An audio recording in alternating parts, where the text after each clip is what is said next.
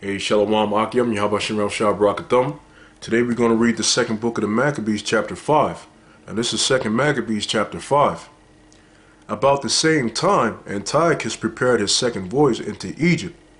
And then it happened that through all the city for the space almost of 40 days, there were seen horsemen running in the air, in cloth of gold, and armed with lances, like a band of soldiers, and troops of horsemen in array, encountering and running one against another, with shaking of shields, and multitude of pikes, and drawing of swords, and casting of darts, and glittering of golden ornaments, and harness of all sorts. Wherefore every man prayed that that apparition might turn to good. Now when there was gone forth a false rumor, as though Antiochus had been dead, Jason took at the least 1,000 men, and suddenly made an assault upon the city. And they that were upon the walls being put back, and the city at length taken, Menelaus fled into the castle. But Jason slew his own citizens without mercy, not considering that to get the day of them of his own nation would be a most unhappy day for him, but thinking they had been his enemies and not his countrymen, whom he conquered. Howbeit for all this he obtained not the principality, but at the last received shame for the reward of his treason, and fled again into the country of the Ammonites.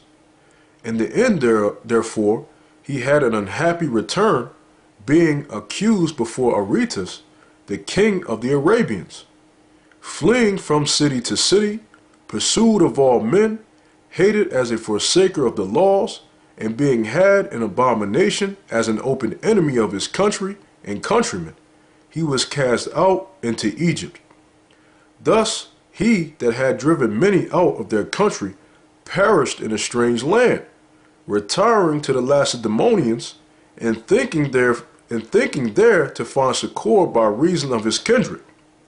And he that had cast out many unburied had none to mourn for him, nor any solemn funerals at all, nor sepulchre with his fathers. Now when this that was done came to the king's ear, he thought that Judea had revolted.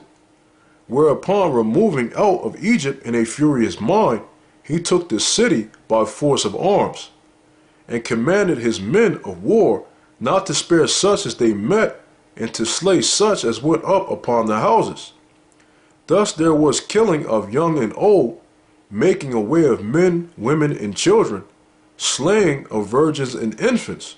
And there were destroyed within the space of 3 whole days 80,000, whereof 40,000 were slain in the conflict, and no fewer sold than slain. Yet was he not content with this, but presumed to go into the most holy temple of all the world, Menelaus, that traitor to the laws and to his own country, being his guide, and taking the holy vessels with polluted hands, and with profane hands pulling down the things that were dedicated by other kings to the augmentation and glory and honor of the place, he gave them away. And so haughty was Antiochus in mind, that he considered not that the Lord was angry for a while for the sins of them that dwelt in the city, and therefore his eye was not upon the place. For had they not been formerly wrapped in many sins, this man, as soon as he had come, had forthwith been scourged, and put back from his presumption, as Heliodorus was, whom Seleucus the king sent to view the treasury. Nevertheless, Yahweh did not choose the people for the place's sake, but the place for the people's sake.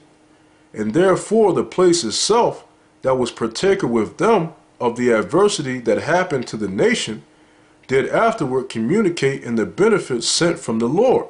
And as it was forsaken in the wrath of the Almighty, so again, the great Lord being reconciled, it was set up with all glory. So when Antiochus had carried out of the temple 1,800 talents, he departed in all haste unto Antiochia, weening in his pride to make the land navigable and the sea passable by foot. Such was the haughtiness of his mind, And he left governors to vex the nation. At Jerusalem Philip, for his country a Phrygian, and for manners more barbarous than he that set him there. And at Gerasene Andronicus, and besides Menelaus, who worse than all the rest bearing heavy hand over the citizens, having a malicious mind against his countrymen the Jews.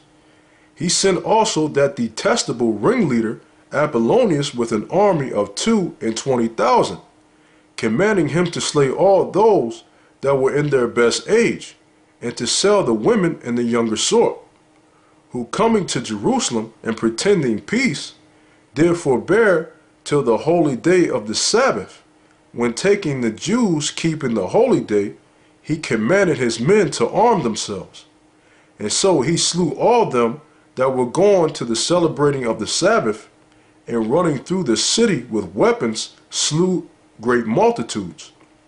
But Judas Maccabeus, with 9 others, or thereabout, withdrew himself into the wilderness, and lived in the mountains after the manner of beasts with his company, who fed on herbs continually, lest they should be partakers of the pollution. That's the book of 2 Maccabees chapter 5. Yahweh Shem Yahweh Shai Barakathum, and as always, double shalom.